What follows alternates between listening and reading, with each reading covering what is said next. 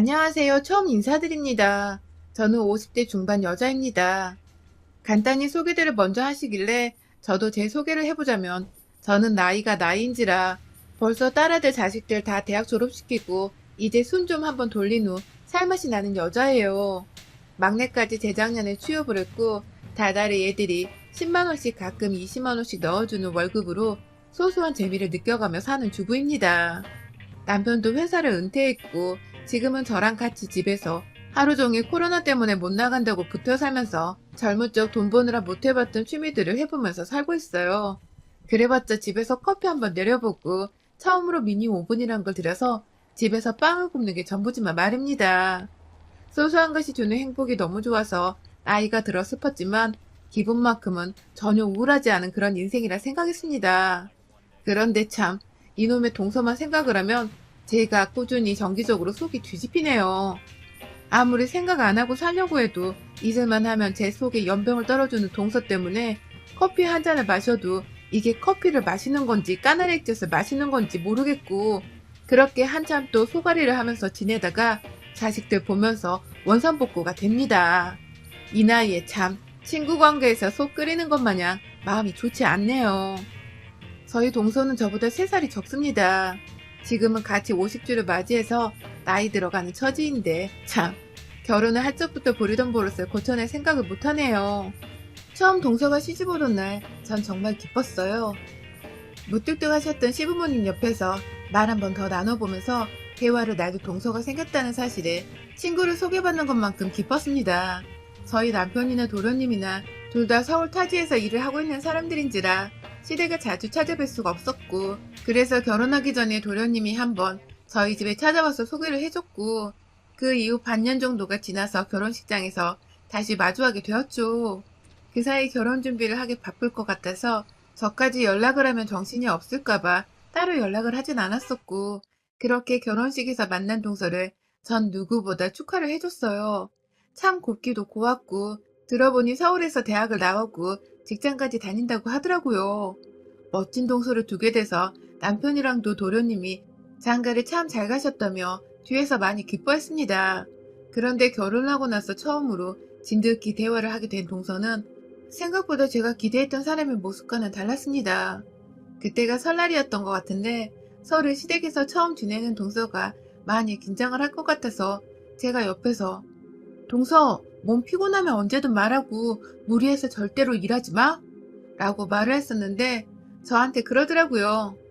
형님, 저는 형님처럼 안 사니까 걱정 안 하셔도 돼요. 라고 말입니다. 이게 참 순간적으로 지나가며 들은 말인데 기분이 묘하더라고요. 나처럼 사는 게 무슨 뜻이길래 나처럼 안 산다는 말을 할까 싶어서 기분이 좋지 못했습니다. 그럼에도 제사 지내는 와중에 식구들 앞에서 얼굴 안 붉히려고 그 말에 말대꾸 한 번은 하지 못하고 그래 다행이다 라고만 내서 경쾌하게 대답을 했어요. 그리고 그날 저처럼 안 산다는 게 무슨 소리인 줄을 단번에 느낄 수 있었어요. 동서는 코앞에서 시어머니가 갖다 놓으라는 것도 그냥 듣고서 가만히 있더라고요. 네, 저보고 하라는 소리였습니다. 제가 그 그릇들을 제사상에 다 갖다 놓을 때까지 동서는 옆에서 도련님이랑 무슨 얘기를 하는 건지 웃고 있기 바빴고 그날 제사가 끝내고 설거지를 하는 것까지 동서가 그 순간에 선물을 사왔다며 어머님 옆에 가서는 선물 증정식을 하는 바람에 제가 남은 가족들이 다 거실에서 하하호호하는 동안 설거지를 끝마치고 나왔어요. 앞치마는 설거지물로 흥건하고 저는 하루 종일 음식하고 제사상 차리고 설거지까지 풀로 일을 하는데 왜 아무도 날 안 챙겨준다 싶어 섭섭하기도 하고 왜 동서는 나를 도와줄 생각을 못할까 싶어서 속상하더라고요. 그렇다고 동서한테 도와달라고 말하자니 형님 노릇 하는 것 같아서 기분 나빠할까봐 쉽사리 말도 못 붙이겠고 이 집안에서 핏줄 들은 내 남편이랑 도련님 두 사람인데 왜 엄한 며느리인 나 혼자만 이러고 있나 정말 한숨이 푹 나왔습니다. 그리고 그날을 계기로 동서는 상당히 아주 고의적으로 집안에서 일을 도와주는 걸 거부해 왔습니다. 지방이라서 휴일을 맞으면 다들 차를 타고 운전해서 시댁으로 가곤 했는데요. 꼭 매번 하루씩 더 늦더라고요. 저희 남편이 회사를 다니니까 하루 정도 여유를 두고서 시댁에 가는 반면에 동서는 하루를 더 늦게 와서는 꼭 늦잠까지 자고는 일어나서 첫마디가 형님, 밥 좀 주세요. 라는 거였습니다. 아휴, 다른 집 며느리분들도 다 이런 식으로 큰 동서가 시댁에서 둘째 동서 밥까지 챙기나요? 저는 이 짓을 아이를 먼저 낳고 나서도 반복했고요. 애가 옆에서 보채는 거 달래가며 시댁까지 내려와 몸은 만신창이인데 옆에서 시어머니는 자꾸만 같이 음식을 만들고 제사 준비를 하길 원하시니까 또 쉬지도 못하고 일을 하곤 했는데 가장 바쁜 그날이 지나가면 동서가 시댁에 도착을 해서는 꼭 제게 밥을 차려달라 했어요. 옆에서 보다 못한 남편이 처음엔 안 그러더니 점점 저를 도와주더라고요. 당연히 남편도 손을 보태서 저를 도와야 할 일이었는데 그간 그냥 며느리들 일이라며 남일처럼 보기만 하다가 동서가 하도 거들어주지 않으니 본인도 저보기가 미안하고 딱했는지 슬슬 팔을 걷어붙였어요. 그러다가 이번에도 늦게 와서 저를 보자마자 어떠한 인사말도 없이 형님, 먼저 오셔서 다 해놨네요. 밥 좀 차려주세요. 라고 하는 동서한테 화가 쌓인 건지 남편은 재수씨 참 너무하네. 저랑 이 사람 어제 와서 이거 다 차리느라 애 보고 일한다고 잠도 제대로 못 잤어요. 라면서 밥은 혼자서도 차려 먹을 수 있는 거 아니냐고 언성을 높였고 그 바람에 도련님도 놀래서는 상황 파악을 하느라 정신이 없으시고 겨우겨우 도련님과 제가 말려서 일이 일단락되긴 했지만 그 바람에 저와 동서의 사이는 더욱 껄끄러질 수밖에 없었습니다. 다행히 가족이고 서로 매일 봐야 하는 사이인지라 서로 물어뜯거나 째려보면서 경계하고 멀리하는 사이는 아니었지만 동서는 그날 후로 좀 더 교묘하게 저를 약올릴 듯한 행동과 말들을 하기 시작했어요. 저희 집은 남편이 장남인지라 주기적으로 시부모님께 용돈도 드리고 있습니다. 더 정확히는 남편이 벌어오는 돈 중에서 제가 생활비 빼고 남은 일부를 시부모님께 계좌이체로 드리고 있었어요. 아무래도 남편이 저희 부모님 용돈까지 챙겨주려 하다 보니 저도 남편에게 고마운 마음이 들어서 시부모님 용돈까지 직접 관리를 하며 드리고 있었어요. 뭐 이건 각 집안의 사정이니까 주어라 마라 할 거리는 아니지만 아무튼 동선에는 학비 도움까지 다 받은 도련님마저도 입 싹 닫고 아무 용돈을 드리지 않고 있다고 하더라고요. 그런데 문제는 돈을 가지고서 동서가 저에게 시비를 걸기 시작한 겁니다. 어느 날은 어머니 옆에서 그냥 조용히 일을 도와드리고 있는데 또 역시나 늦게 도착을 해서 늦잠 자고 일어난 동서가 일어나 어머니께는 환하게 인사를 하면서 저한테는 그냥 하는 둥 마는 둥 보더니 잠깐 어머님이 자리를 비우신 사이 저한테 먼저 말을 꺼내더라고요. 아, 그냥 돈 줄 테니까 이거 다 형님이 하시면 안 돼요? 라고 말입니다. 제가 순간 정말 제 귀를 의심할 수밖에 없었습니다. 아무리 경우가 없다고 하더라도 이런 식으로 말을 생각 없이 뱉어내고 하기 싫은 티를 팍팍 내면서 엄연히 손윗사람인 형님께 돈 줄 테니 혼자 하란 소리를 하는 동서는 살다 정말 처음 들어봤네요. 저희 남편도 돈을 열심히 잘 벌어오는 사람입니다. 제가 돈이 없어서 이 며느리 짓을 하고 있는 게 아니었단 말씀을 드리는 겁니다. 그래도 시부모님은 나이가 들어가고 계시고 이왕 하는 거 그냥 내 돌이나 다 하자는 생각으로 옆에서 꿋꿋이 요리하고 제사상 차리고 남편까지 나서서 다 함께 도와주고 있는 마당에 도련님이나 동서는 도와줄 생각도 안 하고 시댁에 와서는 산책하겠다며 집을 나가서 동네에 있는 산이라도 타고 내려오는 건지 한참을 들어오지 않다가 오후 늦게 와서는 차려주는 밥이나 얻어먹고 해도 참 너무하더라고요. 그런데 이제는 돈을 줄 테니 아이 저 혼자 다 하라고 대놓고 뻔뻔하게 부탁도 아닌 애교를 부리며 주접을 떨다니. 제가 그래서 그렇게 돈 주고 나한테 밥 차려달라는 소리를 할 거야? 라고 물어보니 동서는 당연하다는 듯이 네, 그래도 되죠? 라고 하더라고요. 동서와의 마찰은 또 있었어요. 뭐 꾸준하게 게으름 피우는 동서 옆에서 저 혼자 속 터지는 일들이 많았었는데 저 첫째가 초등학교 들어가던 때인데 아직 고등학교도 안 간 애한테 서울에 있는 대학도 못 가면 얼마나 부모님이 속상해 하실까?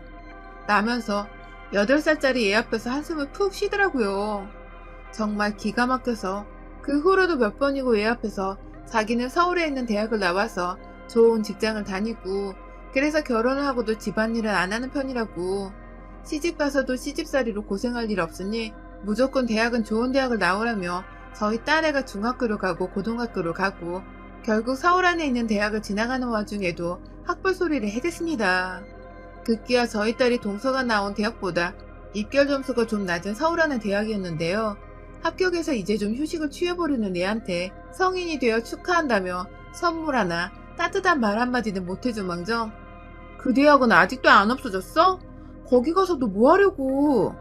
라면서 오히려 정색을 하고 학교를 내리까더라고요. 그 바람에 딸내미는 자기가 남들이 쪽팔려하는 대학에 들어갔다 생각을 했는지 한동안 입시 전부터 그냥 다 때려치우고 재수를 할까 말까 이 난리를 피웠고, 저와 남편이 대학은 시작에 불과한 거라고, 사회에 나가는 한 과정일 뿐이니 다녀보고 개의치 않으면 네가 편입을 도전해보라며 설득을 시키고 또 시켜서 겨우 대학에 보냈어요. 좀 좋은 말 좀 해주면서 어른으로서 어른답게 말을 하고 행동을 해주면 좋으련만 철없는 애도 아니고 그런 소리를 해대며 저뿐만 아니라 제 자식들한테까지 그러니 저도 슬슬 화가 나고 동서가 싫어지기 시작했어요. 처음엔 철이 없어서 그런 거라 생각을 했지만 갈수록 반복되는 언행이 기분 나쁘고 재수가 없었죠. 그럼에도 자식들 앞에서 화를 내고 난동을 피우기 싫어서 저 하나 희생하자는 마음으로 그냥 참았습니다. 지금 생각하면 왜 진작 아무 말도 못했나 싶어서 너무 분하지만, 그럼에도 애들 정서 생각하면 무조건 참은 건데, 아휴, 안타깝게도 제가 생각했던 것과는 전혀 다른 결과를 초래했더라고요. 저희 딸내미는 자라오면서 엄마가 동서 때문에 힘들어하는 걸 다 봤고, 또 자기도 작은 엄마로부터 대학 얘기부터 시작해 자신을 무시하는 듯한 소리를 들어대니 열이 좀 많이 받았나 보더라고요. 성인이 되어서는 시골에 내려가도 작은 엄마한테 인사를 하는 채 마는 채 집에서도 늘 좋은 회사 가서 작은 엄마 코를 납작하게 해줘야겠다는 소리를 하면서 독하게 공부하고 취업 준비를 하더니 대기업에 합격을 했습니다. 저로서는 너무 자랑스럽고 대견했죠. 그런데 문제는 우리 애가 지금 회사 입사한 지가 어느덧 5년 정도가 되어가는데요. 애가 취업 준비를 하던 때에도 어디 그 대학 졸업하고 얼마나 좋은 회사 가는지 작은 엄마가 한번 보고 싶다 하면서 약을 올려대기 바쁘더니, 우리 애가 좋은 직장에 멀쩡하게 취업 성공을 하고 나서도 동서는 아주 막 나가더라고요. 동서도 딸이 하나 있습니다. 저희 막내 아들보다 한 살 어린데 입을 나불거리는 지 엄마와는 달리 대학도 지방대로 갔고 지금 취업도 못해서 공무원 시험을 준비하고 있는 걸로 알고 있습니다. 왜인지 시댁에 한 번도 데려오지를 않아서 저도 남편 통해서 도련님으로부터 들은 소식들을 간간히 듣고 있는 정도예요. 아무튼 지 자식이나 좀 제대로 키우고 살 것이지. 인연이 진짜 사람 열받게 내 자식을 가지고 자꾸만 기를 죽이려 하고 시비를 걸더라고요. 좋은 대학 나왔고 걱정하던 것을 코 납작하게 해줄 만큼 좋은 회사도 떡하니 들어갔는데 꾸준하게 제 딸을 무시하는 겁니다. 네가 정말 출세했다. 부모가 지방대를 나오면 보통 꼭 대학을 못 가던데 하는 말부터 시작해서 그 회사 얼마 못 다닐지도 몰라. 학벌이 좋지 않으면 대기업에서 절대로 버티기가 힘든 게 사회야. 라면서 아직 잘 다니고 있고 승진까지 한 내 딸한테 금방 잘릴지도 모른다 소리를 해대면서 얼굴에는 소름 끼칠 정도로 착한 척 미소를 지어댔어요. 얘 머리에 도대체 뭐가 든 건지 모르겠을 정도로 얘가 참 뻔뻔하고 못되더라고요. 딸도 점점 스트레스가 쌓이고 참다 안 되겠었는지 재작년에 승모, 애나 잘 키우세요 하면서 말대꾸를 한 번 했다가 동서가 내내 우리 애는 생각이 깊어서 노후가 보장되는 공무원을 준비하는 거라며 요즘은 100세 시대니까 무조건 오래도록 일할 수 있는 걸 찾아야 한다면서 또 자기 자식 자랑에 내 딸이 말을 함부로 한다고 뒷담화에 아주 정말 난리가 아니었습니다. 물론 저는 한 귀로 흘려듣는 게 버릇이 되어 동서 말을 깨끗하게 무시한 채 내 딸을 향해서 엄지손가락을 치켜주며 잘했다고 칭찬을 했고요. 그런데요, 올해는 저희가 좀 다른 설을 일찍 보내게 되었어요. 오래전 시아버지는 병으로 먼저 세상을 떠나셨고 바로 작년 말에 시어머니께서 돌아가신 겁니다. 너무 멀쩡하셨던 분께서 갑자기 돌아가신 바람에 저희 집이나 도련님네나 코로나 뚫고 모여서 장례를 치르고 상 치르고 정말 정신이 없는 해였어요. 마음도 많이 울적했고 그냥 사람 인생 참 허무하다며 마음 좀 끓이는 와중에 올 초 49제를 위해 저를 한번 찾았다가 도련님네랑 다 같이 저희 집에 모였습니다. 다른 이유 없었고 그냥 시부모님이 다 돌아가신 마당에 우리도 이렇게 나이가 들어가는데 남은 가족들끼리라도 잘 지내야 하지 않나 싶은 생각에 남편이 먼저 꺼낸 생각이었고 저도 흔쾌히 받아들였죠. 남편에게 하나뿐인 동생인데 저랑 껄끄럽던 이유로 피부치를 멀리하게 할 수는 없는 노릇이었고, 와이프들 문제 빼고는 도련님과 저희 부부는 정말 잘 지내는 사이였거든요. 아무튼 그렇게 저희 집에 도착을 했는데, 저희 아들은 회사 가까이인 분당에서 자취를 하고 있고, 저희 딸은 저희 부부랑 셋이서 살고 있는데, 그날 저녁에 딸이 퇴근을 하고 집에 왔어요. 저희 부부랑 도련님네 부부는 아주 간단하게 이른 저녁을 먹고는 잠시 커피를 마시는 중이었고요. 간간히 동서가 평생토록 만족하면서 살았던 저희 집 평수를 들먹이면서 형님은 아무리 셋이서 산데도 이렇게 좁은 곳에서 사라져요? 하면서 집 가지고 또 뺀질거리는 소리를 해대길래 제가 한 번 또 한숨 쉬며 찻잔을 엎으려다가 양 옆에서 절 애처롭게 바라보는 남편과 도련님 눈빛에 참았습니다. 아휴, 말지라 떠는 건 나이가 들어도 절대 고쳐지는 게 아니구나 싶어서 어찌나 속이 터지고 또 안타깝던지요. 그러다 딸이 집안에 들어왔는데 아휴, 불안하더라고요. 딸은 숙모를 좋아하지 않는지라 집에서 마주한 동서를 보자마자 표정 관리를 못했어요. 안녕하세요 하고 인사를 하고는 그냥 방 안으로 들어가는 딸한테 저녁 먹었는지를 물어보러 따라 들어가려는데 뒤에서 동서가 그러더라고요. 아휴, 얘가 저렇게 어두워서 시집이나 제대로 가겠어요? 라고 말입니다. 아휴, 그러던 이내 회사는 아직 멀쩡히 다니는 거 맞아요? 라면서 대기업 다니는 척이 아니냐며 그 자리에서 웃기다고 웃는데 그 순간 방 안에 들어가던 딸내미가 나와서는 지금 뭐라고 하셨어요? 라고 물어봤고 저랑 남편이 안절부절 못하면서 그냥 어른이 하는 말씀이야 하면서 들여보내려 하는데 딸내미가 나도 어른이야. 나 지금 30 먹었어 엄마 하면서 다시 동서를 향해 방금 뭐라고 했냐고요 라고 소리를 지르는 겁니다. 동서는 그 나이를 처먹고도 얘한테 질 생각을 안 하고 한다는 소리가 어머머 얘 말하는 거 봐. 누구 닮은 거야 너. 어른한테 그게 무슨 이라고 칼칼한 목소리로 기분 나쁜 말을 하는데 옆에서 저희 남편이 아 좀 그만 좀 못해요? 하면서 동서를 향해서 으름장을 놓고요. 그 말이 끝나자마자 동서 참말 이상하게 한다. 누구 닮긴 내 새끼인데 날 닮지 누구 닮아 하면서 손가락질을 하면서 동서를 향해 삿대질을 하기 시작했고요. 동서는 거기에 지지 않겠다는 마음은 드는데 겁은 나는지 어머머머머 하면서 마치 우리 가족들을 상종 못할 사람이란 듯 쳐다보면서 도련님을 끌고 집을 나가려 했어요. 그러면서 아휴 내가 절에서 시집 오자마자 그냥 확 돈 주고 손절을 해버리려고 한 건데 라며 신경질을 부리더군요. 그 순간 뭔가 땡 하는 소리가 들렸습니다. 아이고 글쎄 우리 딸이 주방에서 냄비 하나 가져와서는 그냥 앞뒤도 없이 동서 머리통을 내리 꽂은 겁니다. 그 울렁거리는 쇳소리가 제 귀등으로 들릴랑 말랑 하는 와중에 동서는 아파 뒤지겠다며 냄비에 눌리자마자 그 자리에 폭 썩 안고는 정수리를 쥐어싸고 야! 하는데 내 딸한테 자꾸만 야! 너! 하는 짓거리가 꼴보기 싫어서 차 마시다가 놔뒀던 컵 안에 둥글레차를 그냥 확 동서 얼굴에 뿌려버렸어요. 저거 주둥이 고칠 생각을 어째 30년이 되어가도록 못하고 있나 몰라 하면서 입 좀 그만 나불거리라고. 여기 사연에서 들었던 것처럼 저도 확 인연 주둥이를 손바닥으로 힘차게 내리쳤어요. 그놈의 주둥이 관리 좀 잘하고 살라면서 그만 나불거리라고 주둥이를 몇 번이고 내리치다가 옆에서 남편이 말리고 도련님이 참아달라고 말리셔서 겨우 몸을 진정시키고 화를 가라앉혔습니다. 동서는 자기 남편까지도 자기 편을 안 들어주자 서러웠는지 겁은 먹고서 훌쩍거리기만 하고 그런 동서를 꼴도 보기 싫다며 딸내미가 꺼지라고 소리를 지르는 바람에 동서는 도련님 손에 질질 끌려 집에서 나갔네요. 나중에 들어보니 동서는 도련님과 이혼을 하겠다 말겠다 난리가 났고 도련님도 도저히 관리가 힘든 건지 어찌 해야 할지 모르겠다며 저희 남편한테 힘들다고 하소연하는 전화가 왔어요. 뭐 제 입장에서는 처음부터 마누라 간서 제대로 못했던 도련님의 책임도 일부분 있다고 생각이 드는지라 다 뿌린 대로 거두는 거라 여겼고요. 아무튼 남편부터 시작해서 딸내미의 냄비 한 방 그리고 저희 주둥이 가격으로 완전 KO를 시켜버린 동서는 앞으로 다시 볼 생각도 없고 시어머니 돌아가신 마당에 저희끼리 그냥 간소하게 도련님 불러서 온 마음 다해 제사를 지내보려 합니다.